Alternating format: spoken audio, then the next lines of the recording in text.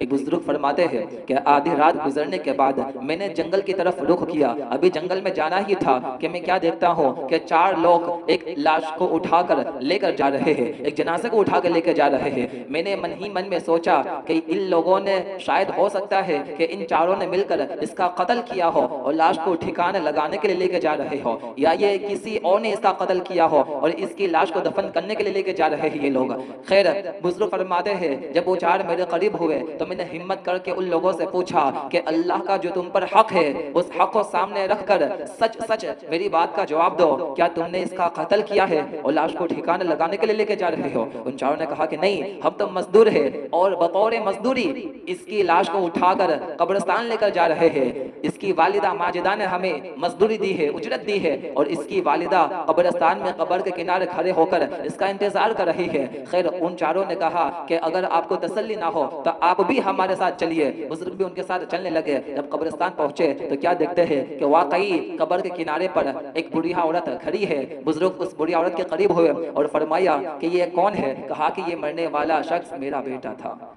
बुजुर्ग ने फरमाया कि तुम अपने बेटे का जनाजा अगर उजाले में उठाती, दिन को उठाती, तो काफी तादाद में पब्लिक जमा होती, जनाजे की नमाज में शिरकत करती और तदफीन करने में बेशुमार लोग जमा होते। तुमने आधी रात गुजरने के बाद और सिर्फ चार लोगों के साथ अपने बेटे के जनाजे को क्यों उठाया? बुढ़िया औरत कहने लगी कि मेरा बेटा बहुत ही बड़ा गुनहगार था, बहुत बड़ा गुनहगार था।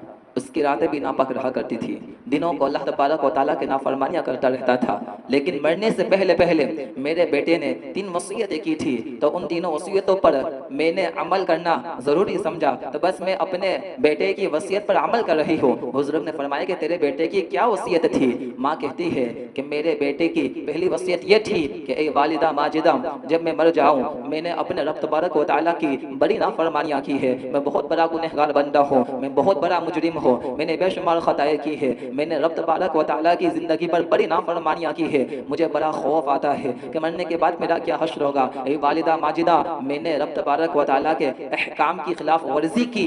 वालिदा जब मेरा इंतकाल हो जाए तो मेरी गर्दन के अंदर रस्सी डालना और मेरी लाश को घुमाना, घसीटना और यही कहना कि जो अल्लाह का नाफरमान हो तो उसके साथ ऐसा ही सलूक किया जाता है, जो अल्लाह रब्बुल आलमीन की नाफरमानी में जिंदगी गुजारता है तो उसके साथ मरने के बाद ऐसा सलूक किया जाता है। खैर मैंने अपने बेटे की पहली वसीयत पर अमल करना चाहा, मैंने रस्सी ली और अपने बेटे की गर्दन में डाली। अभी मैंने उसकी लाश को घसीटना चाहा ही था कि हातिफ गैबी से आवाज आई कि ए बुढ़िया औरत, इस लाश की बेहुरमती ना कर, रब तबारक व तआला ने इसकी बख्शिश फरमा दी है, रब तबारक व तआला ने इसकी मग़फ़िरत फरमा दी है और अब ये रब तबारक व तआला का प्यारा बंदा हो चुका है, अब तुम इसकी बेहुरमत नहीं कर सकते। खैर मैंने पहले वसीयत को मनसूख कर दिया। मैंने उसके बाद दूसरी वसीयत पर अमल किया कि मेरे बेटे ने कहा था कि माँ जब मेरा इंतकाल हो जाए तो मेरी जनाजे की नमाज के लिए लोगों को ऐलान ना करवाना और मेरा जनाजा दिन के उजाले में ना उठाना। क्यों? जितने भी लोग देखेंगे तो ताना मारेंगे कि बहुत बड़ा गुनहगार बंदा था, बहुत बड़ा नाफरमान बंदा था, इसने बेशुमार रब तबारक व तआला की नाफरमानियां की है। खैर उसने कहा था कि माँ जब मेरा इंतकाल हो जाए तो आधी रात गुजर जाए, उसके बाद 4 मजदूरों को खाली बोल देना कि मेरे लाश को उठा ले और कब्रिस्तान लेकर चले जाए। खैर मैंने अपने बेटे की दूसरी वसीयत पर अमल किया और आधी रात गुजरने के बाद इन चारों को मजदूरी दी और चारों से कहा कि मेरे बेटे के जनाजे को उठाओ और कब्रिस्तान लेकर आ जाओ। उसके बाद बुजुर्ग फरमाते हैं कि ए वालिदा माजिदा, तेरे बेटे की तीसरी कौन सी वसीयत थी? वालिदा माजिदा कहती है मेरे बेटे की तीसरी वसीयत ये थी कि जब मुझे दफन करने लगो तो मेरी डेड बॉडी के साथ, मेरी लाश के साथ अपने बालों में से एक सफेद बाल निकाल कर मेरे लाश के साथ उसे कब्र के अंदर दफन कर देना। बुजुर्ग ने जब तीनों वसीयतों को सुना, समझ गए कि अल्लाह तबारक व तआला ने इसकी बख्शिश फरमा दी है।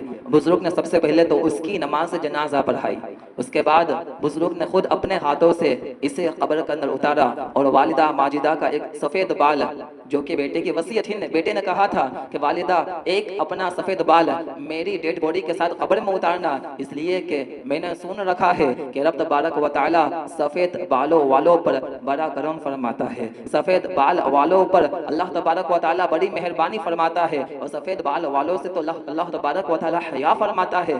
तो हो सकता है कि एक सफ़ेद बाल मेरी बख्शिश का जरिया बन जाए। ये वालिदा बस मेरी ये ख्वाहिश है पूरी करना। तो खैर बुजुर्ग ने बुढ़ी औरत का एक सफ़ेद बाल लिया और उसके लाशे के साथ उसे कब्र के अंदर उतार दिया। जैसे ही कब्र में उतारना था, अल्लाहु अकबर कबीरा, जैसे ही कब्र में उतारना था और मिट्टी डालना चाहा कि उसकी डेड बॉडी में हरकत तारी हुई।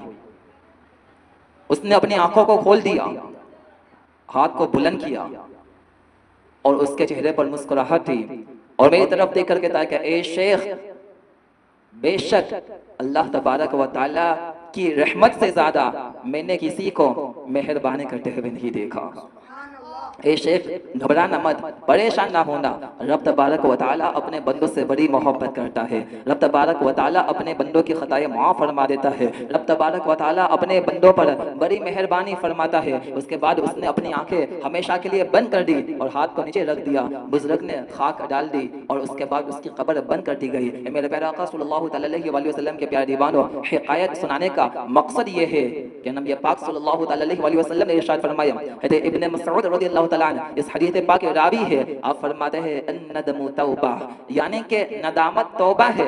यानी बंदा कोई गुनाह कर बैठे और उसके बाद उस गुनाह पर पशेमान हो जाए। जब बंदे से कोई जुर्म हो जाए और उस जुर्म पर बंदा बहुत ही ज़्यादा पशेमान हो जाए, नादिम हो जाए, रोने लगे, गिरियावज़ारी करने लगे, पछताने लगे, तो ये तौबा की एक किस्म है जो उस बंदे ने की। अपने गुनाहों पर वो नादिम हुआ, पशेमान हुआ और अपनी खताओं पर बहुत ही ज़्यादा फिक्रमंद हुआ और उसने सिद्क दिल से अल्लाह तबारक व तआला की बारगाह में मरने से पहले तौबा की, तो अल्लाह तबारक व तआला ने उसकी ज़िंदगी भर की खताएं माफ़ फरमा दी।